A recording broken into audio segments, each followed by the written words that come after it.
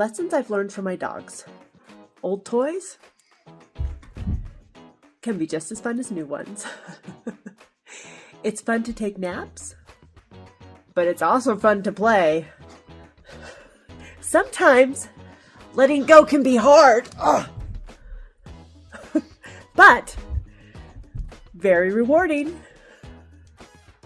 It's always good to have a friend around.